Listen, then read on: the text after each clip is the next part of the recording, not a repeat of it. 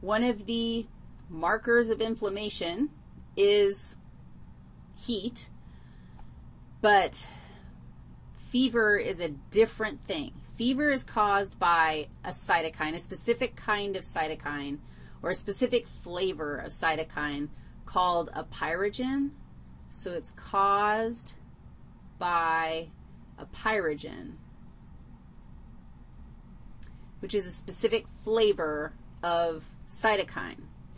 And pyrogens are produced by damaged tissue, by usually not damaged tissue, usually a response to an invading pathogen. And so the pyrogen, this is really interesting. Pyrogens enter the bloodstream. So here we go. And remember I was like, yeah, I would think that cytokines sometimes go into the blood. They do. Here's an example. A pyrogen goes into the bloodstream. It's produced in response to an invader, and it travels in the bloodstream to your thermostat zone. Where's that? Where is temperature regulated in your body? Dude, it's an integrator. It's integrated in the hypothalamus. So hypothalamus is where temperature regulation is integrated. So here comes my friend, the pyrogen. It comes into the hypothalamus, and are you ready for this? It resets the set point. It pushes pause. It redoes it. What is the normal set point for temperature, body temperature? Yeah, it's 98.6 degrees Fahrenheit. So 98.6 is where incoming information from thermoreceptors in the hypothalamus says, oh, yeah, it's 98.6, this is good. If it gets up to 99.5, let's cool things down a little bit. If it gets down to 97, let's warm things up a little bit. And we have this whole system mediated by the hypothalamus. A pyrogen comes in, and hypothalamus resets the set point. And now the hypothalamus says, yeah, the set point is awesome. It's 102.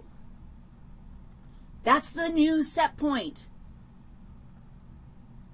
So now, and why? Why did it do this? Because a pyrogen, a chemical, came in and messed with that area of the hypothalamus.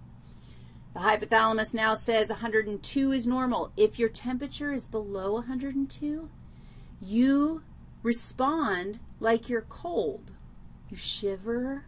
You have the shiveries. You want to cover up in a whole bunch of blankets, and you're sweating, and it's like terrible, and you feel like hell. And then when you get up to 102, then you're like, okay, this is good, but you feel bad. Your brain hurts, and you're starting to get delirious because you're not supposed to be at 102, but your hypothalamus has been reset. Now, this isn't a bad guy doing this. This is you. You initiated this process. So why? Well, there are some benefits.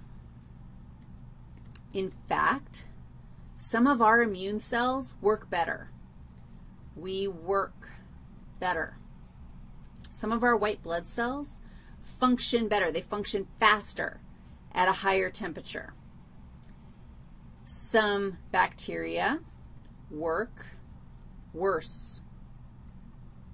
They are not functioning optimally at that higher temperature, so they're easier to destroy if we increase the temperature. And there was also something about ions. There was some interesting, they decrease plasma ion concentrations, which I'm not sure what the mechanism for that, like how they would go about doing that, but that would, those changing ion concentrations in the plasma affect the bacteria or the pathogen's ability to infect you. It can be very damaging, so the cost, if you get above 106 degrees Fahrenheit, you're going to die.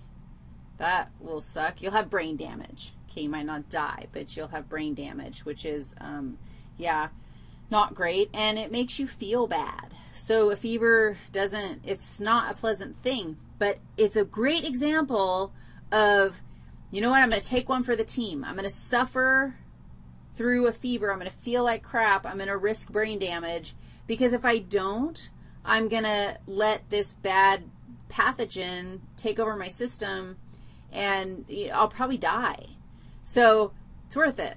Yeah, there's going to be some fallout for me, but it's worth doing.